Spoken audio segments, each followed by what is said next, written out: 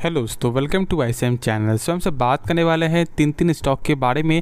पहला आपका है टाटा स्टील, दूसरा टाटा एल्क्सी और लास्ट हमसे बात करेंगे HUL यानी कि आपका हिंदुस्तान यूनिलीवर का, क्योंकि आज इसका Q2 का रिजल्ट आपको आया है और यहाँ पे डिविडेंड भी आपको मिलते हुए दिखाई दे रहा है। तो जान लेंगे यहाँ पे आपका जो कितना रुपये का जो डिविडेंड मिला है और यहाँ पे क्या आगे क्या प्लान होना चाहिए, ठीक है। लेकिन सबसे बड़ा डिस्कशन टाटा स्टील के बारे में, क्योंकि देखो यहाँ पे एक बड़ा धमाका होते हुए दिखाई दे सकता है, तो उसके लिए पहले से शायद आप तैयार रहोगे तो यहाँ पे सही होगा। तो जानने से पहले जरूर इस चैनल को सब्सक्राइब कर देना, प्लस बेल आइकन को जरूर से ऑल पे दबा देना, जिससे सारे वीडियो के जो नोटिफिकेशन है वो सबसे पहले मिल जाए। तो डिस्कस कर लेते हैं सबसे पहले टाटा स्टील के बारे में।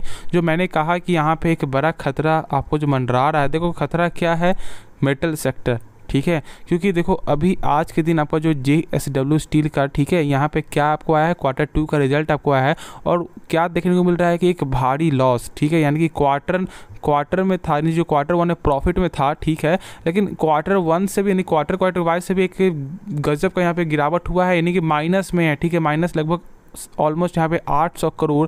और वही चेक कर लेते हैं यहाँ पे ईयर ऑन ईयर की वजह से ना, तो लगभग आप कहाँ पे 7,000 प्रॉफिट हुआ था और इस बार आपका -800 करोड़, यानी कि रिजल्ट बहुत ही ख़राब निकल के आपको आया है मेटल सेक्टर में, और ये एक शुभ संकेत नहीं है, ठीक है। और यहाँ पे चेक कर लो, मैं थोड़ा सा दिखा देता हूँ न्यूज़ की वजह से। Tata steel arm TCIL report से 35 crore loss in September quarter, यानी कि इस क्वार्टर में यहाँ पे 35 करोड़ का आपको नुकसान होते हुए दिखाई दे सकता है। देखो अब तो ये जो है ना, यानी तो लॉस का जो आपको भावना है, ये मुझे ऐसा लग रहा है कि शायद पॉसिबिलिटीज़ है, क्योंकि देखो JSW स्टील का जो मैंने देखा ना, तो इससे पूरा संकेत लग रहा है कि नहीं तो कमज़ोर दिखेगा और नहीं तो यहाँ पे लॉस में भी देखने को मिल सकता है, ठीक है। तो इसके लिए यहाँ पे तैयार रहना अब ज़रूरी है। तो अब यहाँ पे क्या करना चाहिए, देखो डायरेक्ट में मेन टॉपिक में मैं आपको यहाँ पे आ गया हूँ, ठीक है। नहीं कि अब क्या करना चाहिए, तो सबसे पहली बात, जानते हो कि ये सेक्टर ख़राब नहीं है, ठीक है। ये एक गजब का सेक्टर है, एक मेटल सेक्टर है जिसमें आपको वोलेटाइल तो निकल के आता है, लेकिन हाँ ऐसा नहीं है कि ये बहुत ख़राब स्टॉक, बिल्कुल नहीं, क्योंकि इसका फंडामेंटल चेक कर लेते हैं ना, तो फंडामेंटल एक गजब का फंडामेंटल निकल के आता है। आपको ROC चेक कर लो, ROE चेक कर लो, कैश फ्लो चेक कर लो, यहाँ पे लगातार सेल्स चेक कर लो, प्रॉफिट चेक कर लो, सब कुछ देखो। ऐसा नहीं है कि जो JSW स्टील का यहाँ पे सेल्स नहीं बढ़ा है, सेल्स बढ़ा है, ठीक है। सेल्स यहाँ पे गेन होते हुए दिखाई दिए ऑलमोस्ट लगभग 28% तक, ठीक है, आपका ईयर ऑन ईयर की वजह से। लेकिन उसके बावजूद भी यहाँ पे लॉस क्यों है, क्योंकि यहाँ पे जो है आपका एक्सपेंस जो है नहीं, जो खर्च जो है वो यहाँ पे गेन होते हुए दिखाई दिया, जिसकी वजह से ऐसा हुआ है, ठीक है। तो ऐसा टाटा स्टील में शायद आपको पॉसिबिलिटी आपको हो सकता है। लेकिन मैंने क्या बताया था हमेशा से, मैं आपको एक चीज़ बोलता हूँ कि देखो जब सेल्स जब बढ़ता है ना, जो बिक्री जब आपका होता है, तो आज प्रॉफिट नहीं है, ठीक है, लेकिन कल यदि आप यहाँ पे खर्च हो गए कंट्रोल कर लेंगे ना, तो फिर यहाँ पे कल प्रॉफिट निकल के आ जाएगा। लेकिन जब यहाँ पे जब आपका सेल्स जब आपका नहीं बढ़ता है, तो फिर एक रिक्सी यहाँ पे आपको देखने को मिलता है, क्योंकि कंपनी का बिक्री नहीं बढ़ेगा तो फिर यार कैसे वो प्रॉफिट लाएगा। तो इसलिए हम सब ऐसा बोल सकते हैं कि जब सेल्स जब बढ़ रहा है तो यहाँ पे 50-50 तक यहाँ पे हम सब ऐसा कर सकते हैं कि हाँ सही भी है और ख़राब भी है। लेकिन जब सेल्स नहीं बढ़ रहा है तो हम सब आपको 100% बोलेंगे कि वो कंपनी सही नहीं है, क्योंकि यहाँ पे लगातार जो उसका सेल्स यहाँ पे कम होते हुए दिखाई दे रहा है, ठीक है। तो चलो वो तो यहाँ पे बात की बात है, लेकिन अब यहाँ पे करना क्या चाहिए, मेन पॉइंट में हमसे जो डिस्कस कर लेते हैं। देखो सबसे पहली बात मैंने बताया, कंपनी अच्छी है तो जरूर उसको होल्ड करके चलो, ठीक है। और जो लोग सोच रहे हैं फ्रेश बाई करने के लिए, तो मैं अभी आपको वही बोलूँगा कि थोड़ा वेट करना एक सही डिसीजन होगा, क्योंकि जो आज मैंने जो देखा है ना JSW स्टील का ना, वो यहाँ पे खुद आपको यहाँ विश्वास नहीं होगा, ठीक है। और नहीं तो मैं थोड़ा सा आपको यहाँ पे दिखा देता हूँ। तो यहाँ पे आप देख सकते हो कि जो सेल्स के मामले में यहाँ पे लगातार सेल्स बढ़ते हुए दिखाई दे रहा है, ठीक है। चेक कर लो, यहाँ पे सितंबर लगभग 41,000 करोड़ का था और लगभग सितंबर 2021 में था ऑलमोस्ट 32,000 करोड़ का, ठीक है। लेकिन मेन क्या चेक करते हैं हमसे यहाँ पे प्रॉफिट, तो प्रॉफिट यहाँ पे देख लो ऑलमोस्ट यहाँ पे 7,000, ठीक है, 7,179 करोड़ से अभी यहाँ पे क्या चल रहा है, -915 करोड़। तो मैं क्या दिखाना चाहता हूँ, यही दिखाना चाह रहा हूँ कि यहाँ पे रिजल्ट सही निकल के नहीं आए। क्वार्टर वैसे भी चेक कर लो और ईयर के वैसे देखोगे तो बहुत ज़्यादा यहाँ पे गिरावट निकल के आए। तो बस यही मेरा एक मकसद था कि यहाँ पे थोड़ा सा समझ लो और इसके लिए पहले से यहाँ पे आप तैयार रहो, ठीक है। लेकिन अभी आप यहाँ पे होल्ड करो, लेकिन फ्रेश बाई करने के लिए मैं अभी कुछ भी सजेस्ट नहीं करूँगा। तो आपका मेरा यहाँ पे हमेशा से क्या करना था कि जब तक 113 का लेवल जब तक ऊपर नहीं जाएगा, तब तक यहाँ पे आप अभी कभी जो है शॉर्ट टर्म के लिए यहाँ पे बाई मत करना, ठीक है। देखो लॉन्ग टर्म के लिए बाई कर सकते हो, लेकिन अब यहाँ पे जब आपका Q2 का जब रिजल्ट बहुत ज़्यादा करीब है और जब आपको ऐसा मौका मिल सकता है कि जब इससे और कम प्राइस जब देखने को मिल सकता है, तो जरूर मैं बोलूँगा कभी वेट कर लो, ठीक है। जब जिस तरह का रिजल्ट आएगा उस तरह से यहाँ बाई कर लेना। यदि आपको रिजल्ट यहाँ पे सही आता है तो फिर सही है, ठीक है, कोई दिक्कत नहीं, उस समय आप जो है हाई प्राइस से बाई कर लेना। लेकिन जब गिरावट होगा तो यहाँ पे को मौका मिलेगा लॉन्ग टर्म के लिए आपको एक अच्छे प्राइस में, तो जरूर उस समय यहाँ पे आप जो बाई कर लें, जिससे आपका जो प्रॉफिट है बहुत जल्दी निकल के आ जाएगा और आपका प्राइस भी बहुत बेहतरीन प्राइस यहाँ पे मिलते हुए दिखाई देगा, ठीक है। तो अभी वेट कर लो, वही एक सही डिसीजन आपके लिए होगा। तो नेक्स्ट स्टॉक के बारे में डिस्कस यहाँ पे कर लेते हैं। तो डिस्कस कर लेते हैं हमसे यहाँ पे टाटा एलेक्सी के बारे में। आज लगभग यहाँ पे आपको 1.63% यहाँ पे गिरावट होते हुए दिखाई दिया है। देखो इसका भी मेन क्या वजह था, Q2 का रिजल्ट। देखो यहाँ पे आपका ईयर ऑन ईयर से तो यहाँ पे ग्रोथ था, लेकिन आपका जो है क्या था, क्वार्टर से यहाँ पे गिरावट निकल के आया था। लेकिन समझना क्या चीज़ है कि यहाँ पे बस मार्केट को एक बहाना चाहिए, ठीक वो तो है, लेकिन अब यहाँ पे एक चीज़ और समझो। देखो जब रिजल्ट जब आता है ना, तो जब रिजल्ट आपका मान लो यदि आपका कुछ कम ही भी आता है और जब गाइडेंस जब यहाँ पे सही मिल जाता है कंपनी के द्वारा ना, तो फिर यहाँ पे आपको मार्केट एक आपका अपसाइड का मूव भी यहाँ पे दिखाया था। जैसे कि आपको केपी टेक्नोलॉजी में देख लो, आज यहाँ पे लगभग 9% का तेजी हुआ है, तो उसी की वजह से, क्योंकि यहाँ पे कंपनी का एक बड़ा बयान निकल के आया है, ठीक है।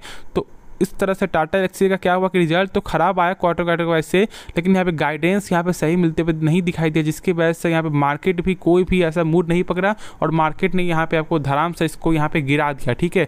लेकिन इसी समझ यहाँ पे आपको ब्रोकर ने टारगेट भी दिया, जैसे कि आपको KR चौकसी ने यहाँ पे टारगेट दिया ऑलमोस्ट लगभग 8700 का, ठीक है।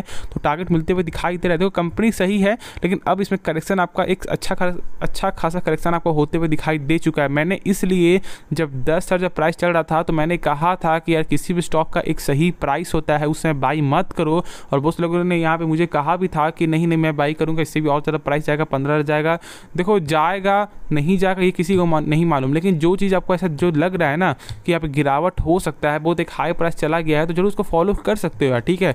और वही हुआ, यहाँ पे 7 मिलते हुए दिखाई दे रहा है ना, तो आप उस समय 10 बाई नहीं करते और आज 7 बाई करते हैं ना, तो यहाँ पे आपको क्या होता है, प्राइस भी आपको सही मिलता और लॉस भी जो आपको 30% का जो लॉस हो रहा है वो भी लॉस देखने को नहीं मिलता, ठीक है। तो इसलिए वेट करना सीखो और पेशेंस रखना सीखो, खुद यहाँ पे आपको रिजल्ट मिलते हुए आपको दिखाई दे जाएगा, ठीक है। कंपनी ज़बरदस्त है, लेकिन आपको एक सही प्राइस चाहिए और अभी सही प्राइस है, लेकिन मेरे हिसाब से थोड़ा एक वेट करना एक सही टाइम होगा, एक सही डिसीजन होगा, क्योंकि अभी IT सेक्टर देखोगे, जो टेक्नोलॉजी सेक्टर है ना, वो सारे में प्रेशर ही निकल के आ रहा है, तो वेट ही करना एक सही उपायगा। और जब ज़्यादा और गिरावट हो जाता है मान लो, तो फिर यहाँ पे तब बाई कर लेना, ठीक है। लेकिन अभी वेट करो और होल्ड करके चलो। यदि आपके पास लॉस में भी शेयर है तो सेल करने की कोई जरूरत नहीं है, टाइम लगेगा, लेकिन आपको डेफिनेटली ये टारगेट यहाँ पे देखने को आपको आगे जो है मिल सकता है, ठीक है। तो जरूर इसको फॉलो करके आपको चलना चाहिए, क्योंकि देख लो ना, तो 5 साल के रिटर्न में ये कंपनी लगभग 761% का यहाँ पे रिटर्न आपको दिखाता है।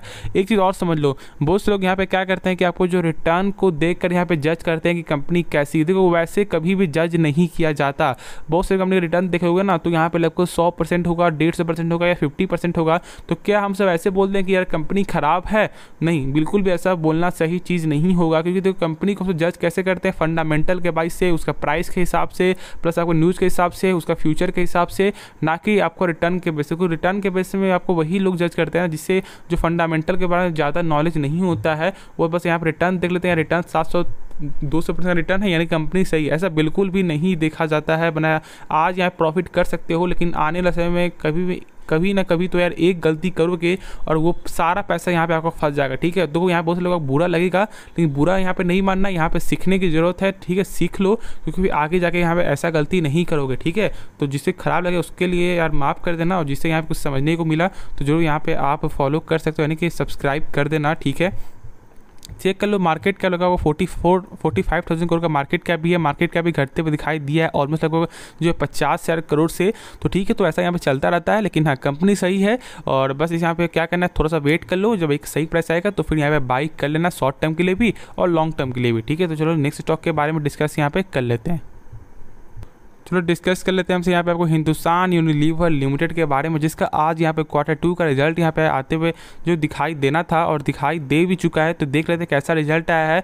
और यहाँ पे ऐसा देखा जा रहा है कि कंपनी ने वो डिविडेंड भी अनाउंस किया है और यहाँ पे सही में डिविडेंड अनाउंस होते हुए भी दिखाई दिया, ठीक है। ऐसा नहीं है, तो जान लेंगे यहाँ पे क्या नहीं है, कितना रुपये डिविडेंड है वो भी देख लेते हैं, ठीक है। और यहाँ पे आज के दिन लगभग जो 2% की तेज़ी भी आपको हुई थी, लेकिन ये जो रिजल्ट है ना, तो यार पहले देख लेते हैं कि यहाँ पे क्या डिविडेंड है, क्या यहाँ पे कैसा निकल के आ रहा है इसका फाइनेंशियल रिपोर्ट, उसके बाद फिर यहाँ पे डिस्कस करेंगे, ठीक है। तो देखो यहाँ पे 17 रुपये का जो डिविडेंड यहाँ पे निकलते हुए दिखाई दे रहा है, कि मिलते हुए दिखाई दे रहा है आपको 17 का, और लगभग 17 रुपीज़ पर शेयर, ठीक है। तो यहाँ पे चेक कर लो, यहाँ पे जो फिक्स डेट जो रखा गया ना वो यहाँ पे 2 नवंबर है, यानी कि लगभग आपको जो 1 तारीख को यहाँ पे एक्सरेट होगा तो आपको 30 तारीख तक आपको बाई करना होगा, तो ही इसका फ़ायदा मिलेगा, यानी कि 17 रुपया पर शेयर, ठीक है। अब यहाँ पे देख लेते हैं कि कंपनी का कैसा आपको जो परफॉर्मेंस है। तो यार देखो सबसे पहले ये जो सारे नंबर यहाँ पे आपको करोड़ फिगर में होगा, और यहाँ पे आप देख सकते हो कि पहले जो यहाँ पे 30 सितंबर का यहाँ पे देख लेते हैं, यानी कि इस क्वार्टर का और पिछले क्वार्टर का, ठीक है। सॉरी पिछले क्वार्टर नहीं, यहाँ पे यानी कि पिछले ईयर का, और फिर यहाँ पे चेक करें यहाँ पे पिछले क्वार्टर का, ठीक है। तो देखो सबसे पहले बात यहाँ पे जो टोटल जो इनकम निकल के है वो लगभग 15,000 करोड़ का है, वही इसके पिछले ईयर में था लगभग 13,000 करोड़ का। वही चेक करो यहाँ पे इसके यानी कि इसके पिछले क्वार्टर 1 में तो लगभग 14,000 करोड़ का, यानी अब क्या समझ रहे हो कि सेल्स के मामले में यहाँ पे तीनों में ही गेन निकल के आया है, ठीक है। यानी क्वार्टर 2 का एक अच्छा यहाँ पे गेन होते हुए दिखाई दिया है सेल्स के मामले में। अब यहाँ पे बात आता है कि यहाँ पे खर्च को कैसे कंपनी यहाँ पे कंट्रोल कर रहा है, ठीक है। तो देख लो तो लगभग खर्च यहाँ पे 11,000 करोड़ का खर्च आपका था पिछले क्वार्टर में, वही चेक कर लो यहाँ पे आपका पिछले ईयर के हिसाब से तो लगभग 10,000 करोड़ का, और वही इस ईयर के हिसाब से देखोगे यानी कि इस क्वार्टर के हिसाब से देखोगे तो लगभग आपका 11,500 तक, ठीक है। यानी कि जैसे जैसे सेल्स बढ़ा वैसे वैसे खर्च भी बढ़ा है। तो अब मेन यहाँ पे मकसद क्या होता है कि यहाँ पे प्रॉफिट, क्या यहाँ पे प्रॉफिट आया, प्रॉफिट हुआ है या लॉस हुआ है। तो सबसे पहली बात देखो यहाँ पे एक माइंडसेट भी क्या होता है कि जब कंपनी जब डिविडेंड जब यहाँ पे देती है ना, तो यानी कि अब रिजल्ट आपका सही ही निकल के आ रहा होगा, इसलिए यहाँ पे डिविडेंड भी आपको मिल रहा है, ठीक है। तो यहाँ पे आप चेक कर सकते हो कि पिछले क्वार्टर में ऑलमोस्ट लगभग 2390 करोड़ तक यहाँ पे आपका प्रॉफिट निकल के आया था। वही इसके पिछले ईयर के साथ देख लो तो लगभग आपको जो 2185 करोड़ का, और वही इस क्वार्टर के साथ देख लो तो लगभग 2670 करोड़ का, यानी कि क्वार्टर के वजह से भी देखोगे तो गजब का यहाँ पे आपको जो है एक बाउंस बैक निकल के आया है प्रॉफिट में, और ईयर में देखोगे तो एक गजब का यहाँ पे आपको जो रिजल्ट ही निकल के आ रहा है, ठीक है। तो नो डाउट एक बेहतरीन रिजल्ट है। अब यहाँ पे अब देखना ये है कि मार्केट इसे किस तरह से आपको लेता है, कि आपका पॉजिटिव या नेगेटिव, यानी कि मार्केट को क्या आपको एक्सपेक्टेशन था, तो उसके हिसाब से यहाँ पे मालूम चलेगा, ठीक है। तो चलो यार, होप इसके बाद डाउट क्लियर हो गया। तो कुछ भी सीखने में जरूर इस चैनल को सब्सक्राइब कर देना, प्लस बेल आइकन को जरूर से ऑल पे दबा देना, जिससे सारे वीडियो की जो नोटिफिकेशन है वो सबसे पहले मिल जाए। तो मिलते हैं नेक्स्ट वीडियो में, तो तब तक के लिए धन्यवाद।